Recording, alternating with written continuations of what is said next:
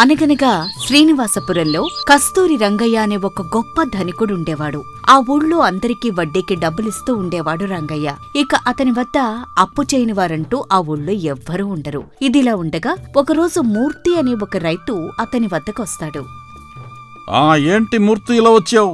ఏముందండి, నాకంటే ఎక్కువ పొలం ఉంది మీకు తెలియని ఖర్చులా చెప్పండి.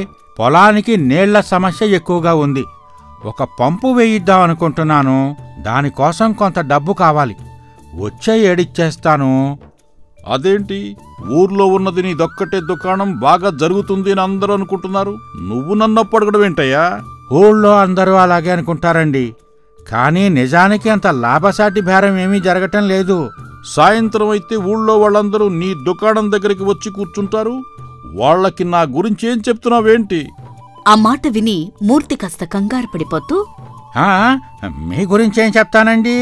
ఊళ్ళో ఎవరికి ఏ అవసరమైనా మీరే ఆదుకుంటారని, మీరు లేకపోతే మాలాంటి వారి కష్టాలు తీర్చే నాదుడే ఈ ఊళ్ళో ఉండడు అని ఇలాంటి మాటలే చెబుతూ ఉంటాను. అవునా? అయితే అతనికి డబ్బు ఉందని అహంకారం. అవసరం వచ్చి వెళ్లిన వాళ్లను 2-3 సార్లు తిప్పుకుని కాని డబ్బులివ్వడు. రూపాయి ఇచ్చి 100 ఇచ్చిన వాళ్ల గొప్పలు చెప్పుకుంటాడని నా గురించి ఊళ్ళో వాళ్ళకి చెప్తోందెవరు మరి అని ఒక్కసారిగా అడిగేసరికి తన సంగతి మొత్తం రంగయ్యకు తెలిసిపోయిందని జాగ్రత్త పడుతూ మూర్తి ఇలా అంటాడు. అబ్బే, మీ గురించి అలా ఎందుకు చెబుతానండి? ఒకవేళ చెప్పినా ఊళ్ళో వాళ్ళు నమ్ముతారా చెప్పండి? మీ గురించి ఎవరికి తెలియదు చెప్పండి. అంటే నా గురించి ఊళ్ళో వాళ్లకు నువ్వు ఒక్క మాట కూడా చెడుగా చెప్పలేదంటావు. అరే, మళ్ళీ అదే మాట అంటారు. మీకెవరో గిట్టని వాళ్ళు నా మీద లేనిపోనివన్నీ చెప్పారు. మీరా మాటలు నన్ను అడుగుతున్నారు. ఇవన్నీ పట్టించుకోకండి రంగయ్య గారు. సరే, ఇంతకీ ఎంత కావాలేంటి నీకు?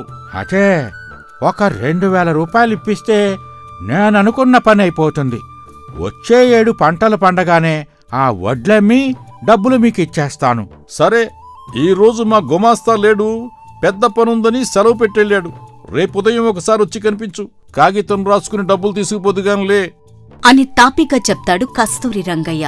ఇక చేసేదేమీ లేక మూర్తి అక్కడ్నుంచి లేచి సరే అన్నట్టు తల ఊపి బయటకు నడుచుకుంటూ వస్తూ తన మనసులో ఇలా అనుకుంటూ ఉంటాడు. తను చెప్పేవన్నీ బాడాయి కబుర్లే. తీసుకునే వడ్డీ తీసుకుంటూనే ఏదో దానం చేసేవాళ్ల మాటలు చెబుతాడు. వీడిని నలుగురిలో పెట్టి కడిగేసేవాడు ఎవడో ఒకడు వస్తాడు. అప్పుడు వీడి చెక్క కుదురుతుంది అని అనుకుంటూ వెళ్లిపోతాడు మూర్తి. కొద్దిసేపటి తర్వాత ఆ గ్రామానికి ఒక హరిదాసు వస్తాడు. ఊళ్ళో వాళ్లు అతన్ని కస్తూరి రంగయ్య ఇంటికి పంపిస్తారు. అయ్యా నమస్కారం, నేను హరికథలు చెప్పే హరిదాసుని. ఇక్కడికి హరికథ చెబుదామని వస్తే ఈ ఊళ్ళో వాళ్లంతా మిమ్మల్ని కలవమని చెప్పారు. అందుకే వెతుక్కుంటూ మీ వద్దకు వచ్చాను.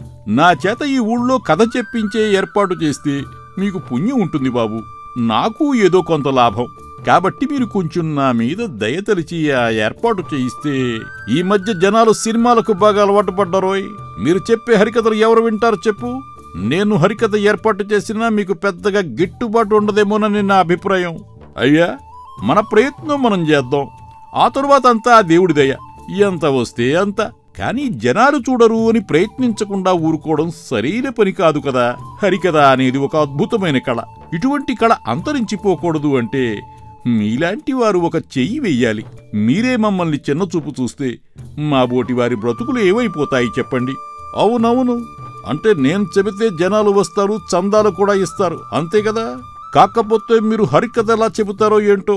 అంటే నా మాట నమ్మి వచ్చిన జనాలకి చిరాకు తెప్పించకూడదు కదా మరి.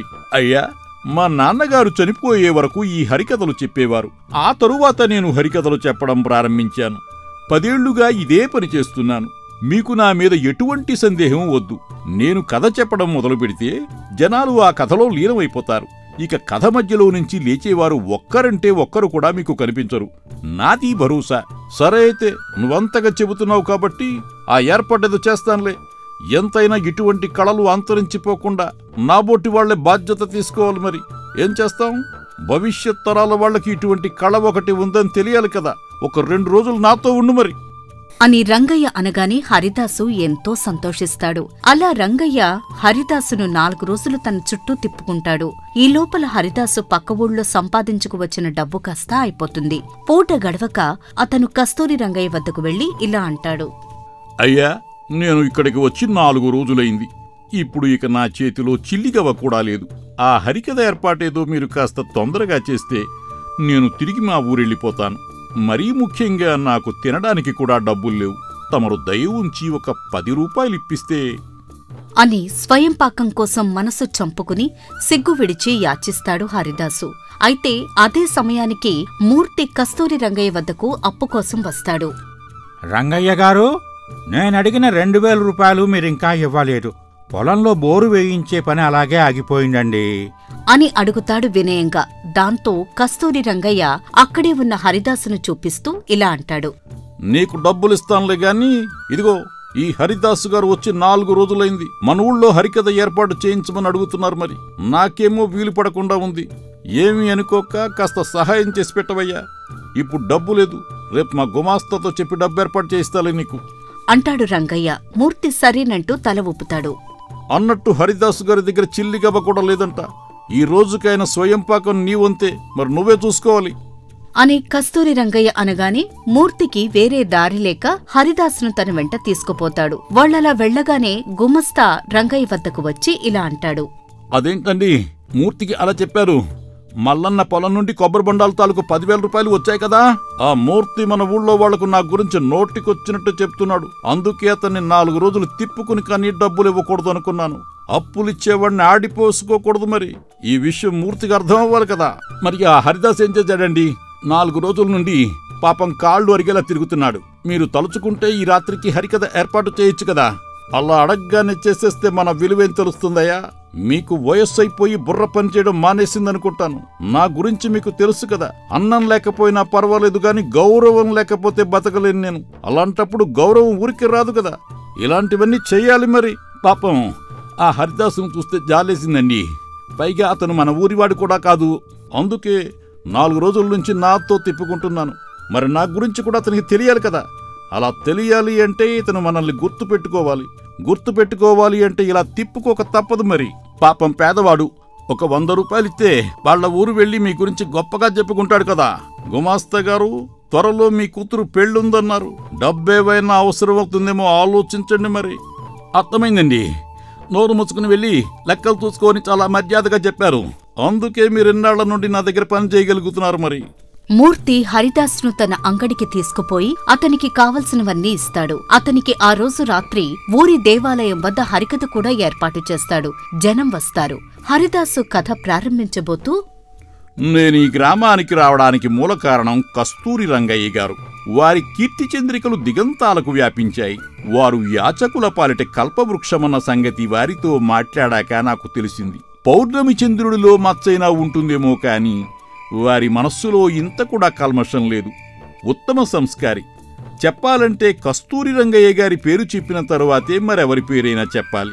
వారు త్యాగంలో శిబిరిమించిపోయారు అంటే అది అతిశయోక్తి కాదు అంటాడు హరిదాసు. ఆ పొగడ్తకు కస్తూరి రంగయ్య ఉబ్బి తబ్బిపై గర్వంగా ముఖం పెడతాడు. ఇక కథ ముగుస్తుంది. అందరితో పాటు ఇంటికి చేరుకుంటూ కస్తూరి రంగయ్య తన గుమస్తాతో ఇలా అంటాడు. నన్ను హరిదాస్ అలా పొగడ్డంలో అంతరార్థం ఏమిటి గుమాస్తా? అతను మన ఊరికి కొత్తవాడు కదండి. మీ గురించి ఇంకా పూర్తిగా తెలియదు.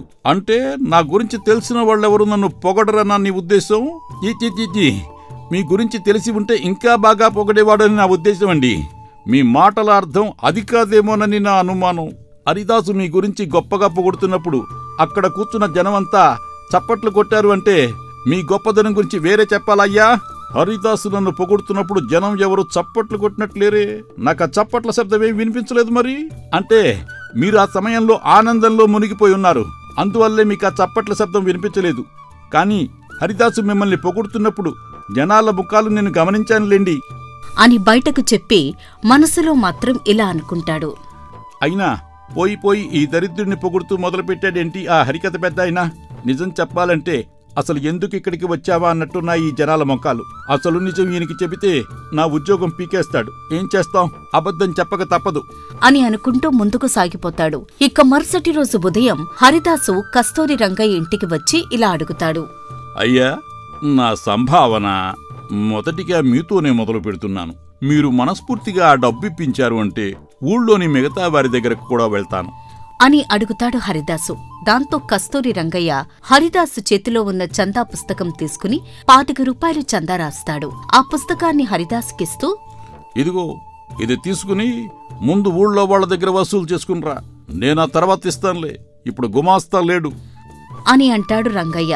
దాంతో హరిదాసు 10 మంది చేత చందాలు వేయిస్తాడు. 100 రూపాయల దాకా వసూలు చేసుకుంటాడు. ఆ సాయంకాలం అతను కస్తూరి రంగయ్య వద్దకు మళ్లీ వస్తాడు. అయితే ఆయన హరిదాసుతో ఎన్నో సంగతులు మాట్లాడుతూ ఉంటాడు గాని అసలు ఆ చందా మాట మాత్రం ఎత్తడు. చివరకు, అయ్యా ఇక నేను వెళ్ళిరానా మరి? సరే అయితే వెళ్ళిరండి మరి అంటాడు కస్తూరి రంగయ్య. దాంతో ఇక చేసేదేమీ లేక నిరాశగా తిరుగుముఖం పడతాడు హరిదాసు. ఇక మర్నాడు హరిదాసు రంగయ్య ఇంటికి 2 సార్లు వెళతాడు. ఒకసారి రంగయ్య ఇంట్లో లేడని, రెండవసారి పూజలో ఉన్నాడని గుమస్తా చెబుతాడు. 3వ నాడు హరిదాసు వెళ్లేసరికి రంగయ్య ఎవరితోనో మాట్లాడుతూ ఉంటాడు. హరిదాసు చాలాసేపు చూసి, అయ్యా నేను రేపు మా ఊరికి వెళ్ళిపోతున్నాను, దయచేసి తమ చందా ఇప్పిస్తే. అదేంటి గుమాస్తా ఈలేదా? ఈమని మొన్ననే చెప్పానే, కాని ఈరోజు గుమాస్తా ఊళ్ళో లేడు, మరి మీరు రేపు రండి అంటాడు కస్తూరి రంగయ్య. దాంతో మళ్లీ ఉసూరుమంటూ హరిదాసు వెళ్లిపోయి మర్నాడు గుమస్తా తిరిగి వచ్చిన సంగతి తెలుసుకుని రంగయ్య ఇంటికి వెళతాడు. గుమస్తా అతన్ని చూసి, ఏంటి ఇలా వచ్చారు అని అడగ్గా హరిదాసు జరిగిందంతా చెప్తాడు. గుమస్తా క్షణం ఆలోచించి, హరిదాసు గారు మీరు ఏమీ అనుకోకండి, చందా రాసే వరకే రంగయ్య గారు ఉదారుడు. ఆయన్ని చూసి మిగతా వాళ్ళు చందాలు వేస్తారే, అవన్నీ తాను వేసిన చందాలే అనుకుంటాడాయన.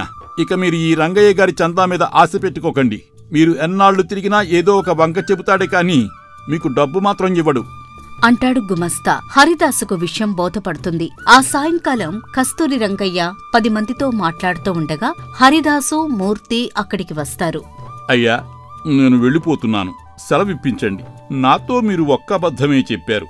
మీ చందా సొమ్ము నాకియ్యమని మీ గుమాస్తాతో చెప్పానన్నారే, అది ఒక్కటే మీరాడిన అబద్ధం. కానీ నేను మాత్రం మీ గురించి ప్రశంసిస్తూ చాలా అబద్ధాలాడాను. బీదవాణ్ణి కావటం చేత కక్కుర్తిపడి మిమ్మల్ని పొగిడినట్టు అబద్ధాలాడక తప్పలేదు.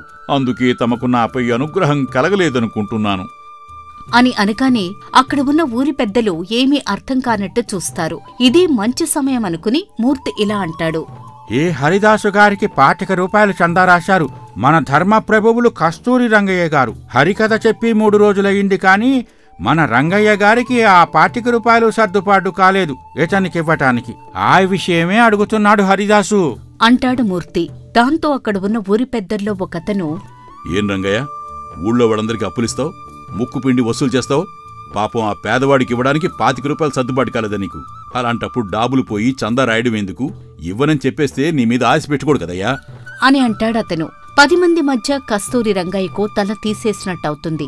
అక్కడ ఉన్న వాళ్ళందరూ హరిదాసుకు చందాలిచ్చిన వాళ్లే. దాంతో వెళ్లిపోతున్న హరిదాసును వెనక్కు పిలిచి గుమస్తా మీద ఎగిరిపడి, తక్షణమే హరిదాసుకు 25 రూపాయల డబ్బులివ్వు, అదే చేత్తో మూర్తికి కూడా ఓ 2000 రూపాయలు ఇవ్వు అని అందరి ముందు చెప్తాడు. ఇంతకాలానికి కస్తూరి రంగయ్యకు చెప్పుతో కొట్టినట్టు చేయగలిగినవాడు దొరికాడని మూర్తి సంతోషిస్తాడు. అలా హరిదాసు కస్తూరి రంగయ్యకు బుద్ధి చెప్తాడు. ఇక ఆ రోజు నుండి కస్తూరి రంగయ్య తన పద్ధతి మార్చుకుని మంచిగా జీవిస్తాడు. ఈ కథ మీకు నచ్చితే లైక్ చేయండి, షేర్ చేయండి. మరిన్ని కొత్త కథల కోసం మా న్యూ స్టోరీస్ బుక్ తెలుగు ఛానల్ని సబ్స్క్రైబ్ చేయండి.